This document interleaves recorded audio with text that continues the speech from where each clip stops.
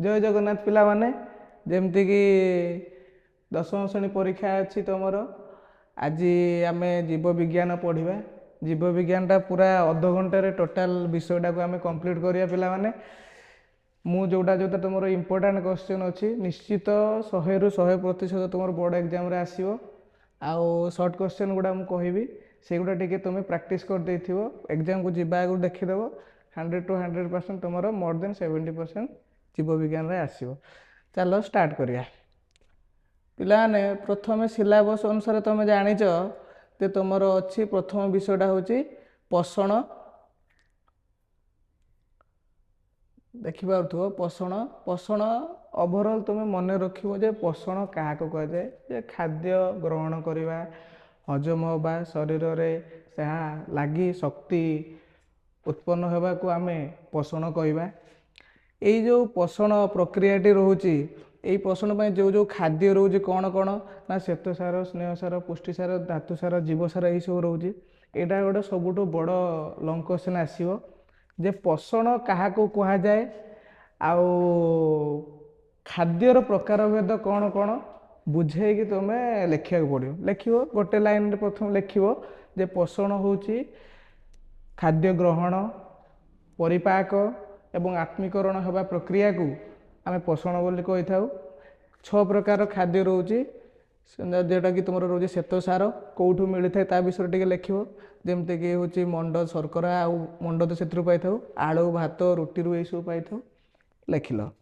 Next श्वेतसार पर जीव तुम पुष्टिसार लिख अंडा माछ मांस यही सब आम पुष्टिसार पाई स्नेहसार गला स्नेहसार हूँ जिते प्रकार आम चर्बी जातीय तेल जातीय खाद्य से पाइलु आम पाई धातुसार विभिन्न प्रकार पनीपरिया बा पालंग शाग जिते सब रोचे आम धातुसार पाई विटामिन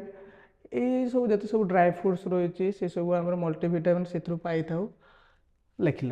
सरला एतिकी तुम हूँ निश्चित यहाँ गोटे 2 मार्क हो कि 5 मार्क तुम गोटे आसो क्वेश्चन तुम रेडी थी सेकेंड आस तुम भेरी भेरी इंपोर्टाट अच्छी स्वभोजी पोषण बा पोषण प्रकार भेद 2 प्रकार पोषण रोचे गोटे हूँ स्वभोजी पोषण प्रकार भेद पोषण को 2 प्रकार भाग कराई गोटे है स्वभोजी पोषण आ गोटे है तुम परभोजी पोषण यहाँ पार्थक्य दर्शाओ तुम डेफिनेटली आसो स्वभोजी पोषण कौन ना जो जीव मैंने निज खाद्य निजे प्रस्तुत करें खाद्यपाई अन्य उपर निर्भर करते ना आम स्वभोजी पोषण कहुए उदाहरण गोटे देदेव मन रख पिला आ गोटे जे जिते तुम पार्थक्य दर्शा कहते तुम सब 2 पट गार टाणी मझीरे भाग कर डिवाइड कर लिख बहुत थर कौन हुए आम जो खाता देखा जाऊ पिला कौन लिखि था ना स्वभोजी पोषण लिखिदे तल को तार डेस्क्रिप्शन लिखिले परभोजी पोषण लिखिले यहाँ संपूर्ण भूल पार्थक्य दर्शाओ माने 2 पट हूँ तार डिफरेन्सीएट करके तुम देखेब जहाँ भी हो स्वभोजी पोषण है तुम जो जीव मैंने निज खाद्य निजे प्रस्तुत करिपारंती एवं खाद्यपाई अन्य उपर भरोसा करती ना बा आवश्यक न थाए से स्वभोजी पोषण कह जाए जोटा सबुज उद्भिद नीलहरित शैवाल यही सब रहिले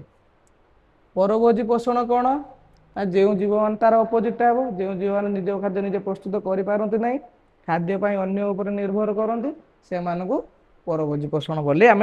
कही था 2टा पार्थक्य है पुणी गोटे लंग क्वेश्चन आसीपे परभोजी पोषण केते प्रकार कौन कौन ना परभोजी पोषण 4 प्रकार यथा हूँ प्राणीसम पोषण प्रथमे तापर है मृतोपजीवीय पोषण तापर है तुम परजीवीय पोषण एवं 4 हूँ सहजीवीय पोषण एम विषय विषय टे लिख तुमको फुल मार्क मिल जाए नेक्स्ट एथिरे आउ तो गोटे तुम अच्छी ना आलोक संश्लेषण क्या कह प्रथम जाना ना सूर्य उपस्थिति रे सबुज उद्भिद माटी जल वायुमंडल अंगारकाम्ल नहीं जो खाद्य प्रस्तुत करता को आम आलोक संश्लेषण प्रक्रिया कर यही प्रक्रियाटा से 2 पद्धति 2टा स्टेप रे करता है गोटे हूँ आलोक प्रक्रिया गोटे अंधकार प्रक्रिया भेरी भेरी इंपोर्टेंट जोटा कि तुम बहुत थर परीक्षा आसी तुम यहाँ देखिकी जीव तापर तुमर आसुची मनीषर पाकतंत्र पाकतंत्र रे सब पार्ट गुड़ा अच्छी ए सर्ट क्वेश्चन तुमर आसो गोटे इम्पोर्टाट सर्ट क्वेश्चन आसी बहुत थर आसी कौच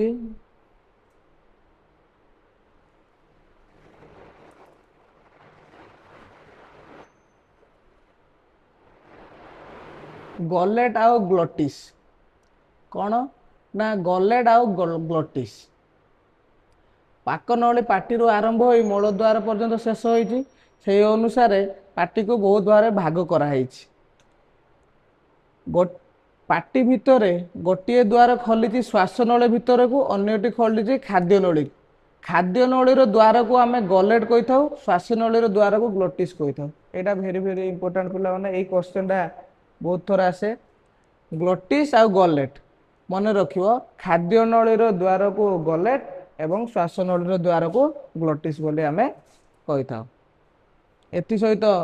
तुम प्रथम विषय इंपोर्टाट सब सरला आम जा द्वितीय विषय को द्वितीय विषय रही गोटे पोषण पर आसूँ श्वसन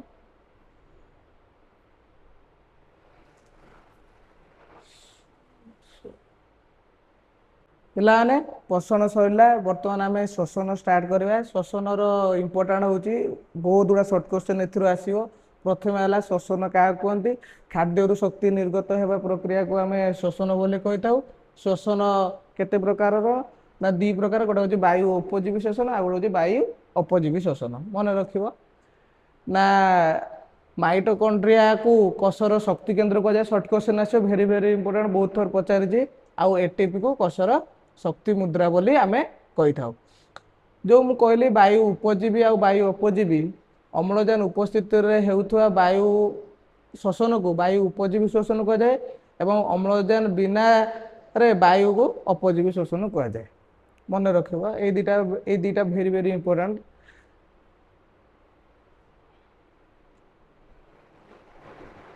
तापर जीवा आम श्वसन एति तुम सर्ट क्वेश्चन थी एत लंग क्वेश्चन आसे ना तुम परिवहन संचालन ए तुम आसो लंग क्वेश्चन आसे कौच कौन आसो ना हृत्पिंड हृत्पिंड यहाँ जो रही हृत्पिंडर गठन कार्य आसे आउ बेले बेले आसे चित्र हृत्पिंडर चित्र बुझा ये चित्र कर तार सब नामकरण करवा आसे तेणु यहाँ टिके प्रैक्टिस रखि तापर तुमर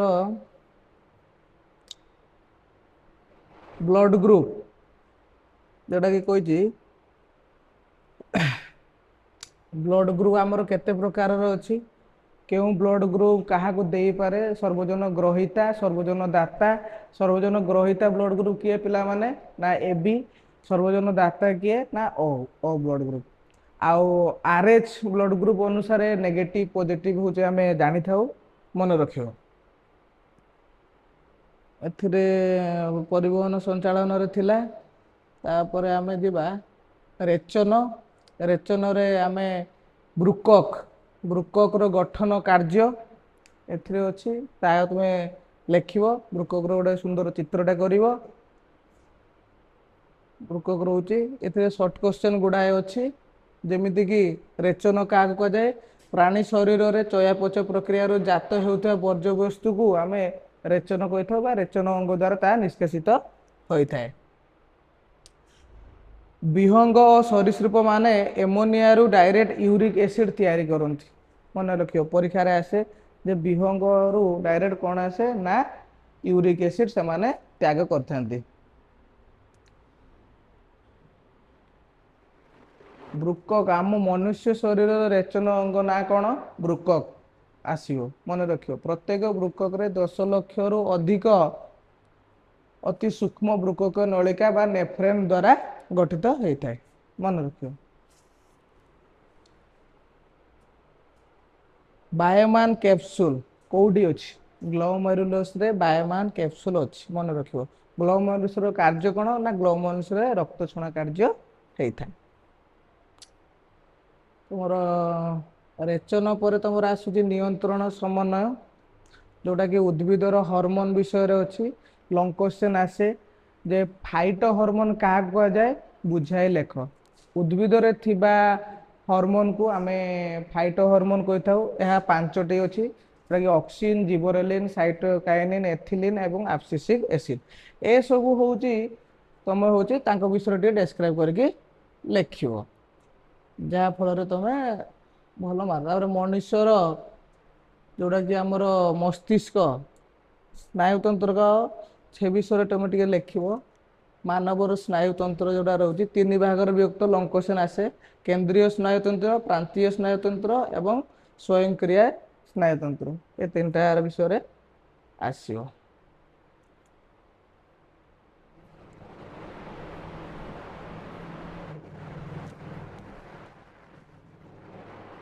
ତାପରେ ଯିବା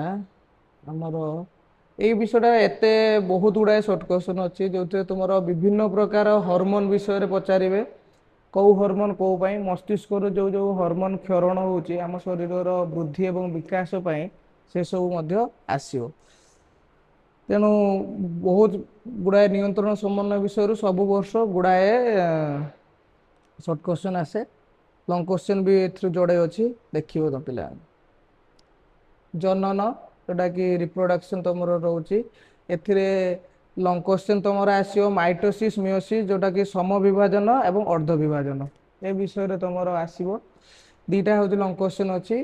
ମନେ ରଖିବ, ସମବିଭାଜନ, ଅର୍ଦ୍ଧ ବିଭାଜନ। ଆଉ ଏଥିରୁ ପର୍ଯ୍ୟାପ୍ତ ମାନେ ଅସଂଖ୍ୟ ସର୍ଟ କ୍ୱେଶ୍ଚନ୍ ଅଛି। ତେଣୁ ଉଦ୍ଭିଦର ଜନନ କିପରି ହୁଏ, ଅଲିଙ୍ଗି ଜନନ, ଲିଙ୍ଗୀୟ ଜନନ, ଏଇସବୁ ବିଷୟରେ ପଢ଼ିବ, ଆସିବ। ସେକେଣ୍ଡ ହେଉଛି ତମର ୟା ଭିତରେ ତମର ଆସିବ ହଁ ଡିମ୍ବାଶୟ, ଶୁକ୍ରାଶୟ, ଏସବୁ ବିଷୟରେ ତମେ ଲେଖିବ ପିଲେ। ଆଉ ଶୁକ୍ରାଣୁର ଗୋଟେ ଚିତ୍ର ପରୀକ୍ଷାରେ ବାରମ୍ବାର ଆସେ, ଶୁକ୍ରାଣୁର ଚିତ୍ର କର, ସେଟା ଟିକେ ପ୍ରାକ୍ଟିସ୍ କରିବ। ଏଇଟା ଜୀବଜଗତ ସାଧାରଣତଃ 2 ପ୍ରକାରର କୋଷ ବିଭାଜନ ହୁଏ, ଯେଉଁଟା ମାଇଟୋସିସ୍ ଓ ମିଓସିସ୍, ଯେଉଁଟାକି ଆମେ ସମବିଭାଜନ ଏବଂ ଅର୍ଦ୍ଧ ବିଭାଜନ ବୋଲି ଜାଣିଛୁ। ସେ ବିଷୟରେ ତମେ ଡିଟେଲ୍ସରେ ଲେଖିବ। ତାପରେ ଆସିଲା ତମର ବଂଶାନୁକ୍ରମ ଏବଂ ବିବର୍ତ୍ତନ। ଜନନ ପ୍ରକ୍ରିୟାରେ ଯୁଗ୍ମକ ଗଠନ ହେଲା ପରେ ସେ ଗୋଟେ ନୂଆ ପିଢ଼ି ତିଆରି ହେଇଥାଏ। ନୂଆ ପିଢ଼ି ତିଆରି ହେଲା ପରେ ବଂଶାନୁକ୍ରମ, ସିଏ କ'ଣ ଗୁଣଟାକୁ ଆଣିଲା ତା ନିଜ ଦେହକୁ ଏବଂ ତାପରେ ଆଉ କ'ଣ କ'ଣ ପରିବର୍ତ୍ତନ ତା ଶରୀରରେ ଦେଖାଗଲା, ସେଟା ହେଲା ତମର ବଂଶାନୁକ୍ରମ ବିବର୍ତ୍ତନ। ସେ ବିଷୟରେ ଏଥିରେ ହେଉଛି ତମର ଲଙ୍ଗ କ୍ୱେଶ୍ଚନ୍ ହେଉଛି ଏକ ସଂକରଣ, ଏକକ ସଂକରଣ, ଦ୍ୱିସଂକରଣ। ଏ ବିଷୟରେ ଲଙ୍ଗ କ୍ୱେଶ୍ଚନ୍ ଅଛି, ଯେଉଁଟାକି F1 ଜେନେରେସନ୍ ଏବଂ F2 ଜେନେରେସନ୍ ରହୁଛି। ମନେ ରଖିବ, କେଉଁ ଗଛରେ ମେଣ୍ଡେଲ ପ୍ରଥମେ ବଂଶାନୁକ୍ରମର ପରୀକ୍ଷଣ କରିଥିଲେ, ମଟର ଗଛରେ। ମନେ ରଖିବ ପିଲାମାନେ। ଆଉ ଗ୍ରେଗର ଜୋହାନ ମେଣ୍ଡେଲକୁ ଆନୁବଂଶ ବିଜ୍ଞାନର ଜନକ ବୋଲି ଆମେ ଜାଣିଥାଉ। ବହୁତ ସର୍ଟ କ୍ୱେଶ୍ଚନ୍ଟା ଏଇଟା ଗୋଟେ ଇମ୍ପୋର୍ଟାଣ୍ଟ, ପ୍ରାୟ ଆସିବ। ନେକ୍ସଟ ହେଉଛି ତମର ବଂଶାନୁକ୍ରମ ବିବର୍ତ୍ତନ ପରେ ଆସୁଛି ଶକ୍ତିର ଉତ୍ସ। ଆମେ କେଉଁଠୁ କେଉଁଠୁ ଶକ୍ତି ପାଇଥାଉ, ଯେମିତି ସୂର୍ଯ୍ୟ ଆଲୋକ ହଉ, ପାଣି ଶକ୍ତି ହଉ, ସାମୁଦ୍ରିକ ଶକ୍ତି ହଉ, ଜୁଆର ଶକ୍ତି ହଉ, ନାଭିକୀୟ ଶକ୍ତି ହଉ, ସୌରଶକ୍ତି ହଉ, ଏଇସବୁ ଯେତେ ପ୍ରକାର ଶକ୍ତି ଅଛି ତାହା ଶକ୍ତିର ଉତ୍ସ ବିଷୟରେ ଆମେ ଜାଣିଛୁ। ସେ ବିଷୟରୁ ତୁମର ଏଥିରେ ସବୁ ଏ ବିଷୟର ଇମ୍ପୋର୍ଟାଣ୍ଟ ହେଉଛି ନା ଗୋବର ଗ୍ୟାସ୍ ପ୍ଲାଣ୍ଟ, ଆଉ ହେଉଛି ସୋଲାର ସେଲ୍, ଯେଉଁଟାକି ସୌର ସେଲ୍ କହୁଛେ ଆମେ। ସେଇ 2ଟା ହେଉଛି ତୁମର ଏ ବିଷୟରେ ଇମ୍ପୋର୍ଟାଣ୍ଟ ଅଛି, ଲଙ୍ଗ କ୍ୱେଶ୍ଚନ୍ ଆସିବ। ଶକ୍ତିର ଉତ୍ସ ପରେ ତମର ଆସିବ ନା ଆମ ପରିବେଶ, ଆମ ଚାରିପାଖରେ ଯେଉଁ ପରିବେଶରେ ରହିଛି ଜୀବମଣ୍ଡଳ, କାହାକୁ କହିବା ନା ପୃଥିବୀରେ ସମସ୍ତ ପ୍ରକାର ଜଳ ଉତ୍ସକୁ ଆମେ ଜଳମଣ୍ଡଳ କହିବା। ଆଉ ହେଉଛି ଯେତେ ପ୍ରକାର ସମୁଦ୍ର, ହିମପ୍ରବାହ, ନଦୀ ରହିଛି ଏମାନଙ୍କୁ ଆମେ ବାୟୁମଣ୍ଡଳ କହିବା। ଆଉ ଯେତେ ସବୁ ପଥର ରହିଛି, ପ୍ରସ୍ତର ରହିଛି, ପାହାଡ଼ ପର୍ବତ ରହିଛି, ତାହାକୁ ଆମେ ଅଶ୍ମମଣ୍ଡଳ କହିବା। ଏ 3ଟି ମଣ୍ଡଳର ମିଶ୍ରଣକୁ ଆମେ କ'ଣ କହିବା, ଜୀବମଣ୍ଡଳ ବୋଲି କହିବା। ଏଇଟା ଦେଖିପାରିବ ତ ନା, ଜଳମଣ୍ଡଳ, ବାୟୁମଣ୍ଡଳ, ଜୈବମଣ୍ଡଳ, ଅଶ୍ମମଣ୍ଡଳ, ଏସବୁକୁ ଆମେ ଜୀବମଣ୍ଡଳ, ଏହାକୁ ଆମେ ପରିବେଶ ସେଟା ଗଠିତ। ଏଥିରେ ଇମ୍ପୋର୍ଟାଣ୍ଟ ହେଉଛି ସାର୍ ଆସିଲେ ଟିକେ